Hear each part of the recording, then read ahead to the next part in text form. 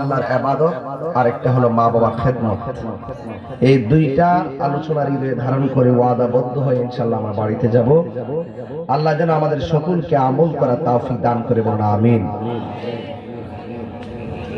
আমাদের আহলুস সুন্নাত ওয়াল জামাতের পীর মাশায়েখ যারা আছে সবাই বায়াত করার সময় জিজ্ঞাসা করে আপনার আব্বা আম্মা আসেনি, আপনার বাবা মার খেদমত করবেন।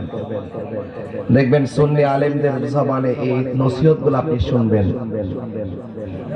আর অন্যান্য যে সমস্ত আলোচক দেখবেন তারা স্টেজে উঠে দুনিয়ার রাজনীতির আলোচনা দিয়ে ওয়াজ শুরু করে।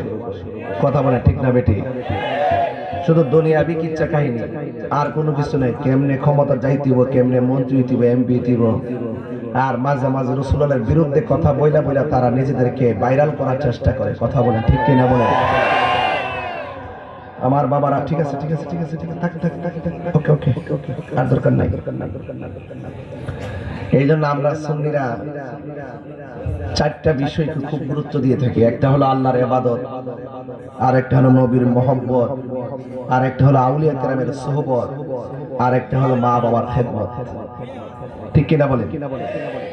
এই চারটা বিষয়ের গলার মালা যদি আপনি বানাইতে পারেন, আপনার জিন্দেগি, আপনার বন্দেগি, আপনার নামাজ, আপনার রোজা, আপনার হজ, আপনার যাকাত, আপনার কুরবানি, আপনার জীবন, আপনার মরণ ইহকাল পরকালে ধন্য হয়ে যাবে। কথা বলেন ঠিক কিনা? এই জন্য আজকের এই মাহফিল কমিটিদের বেঁধে দেওয়া বিষয় অনুযায়ী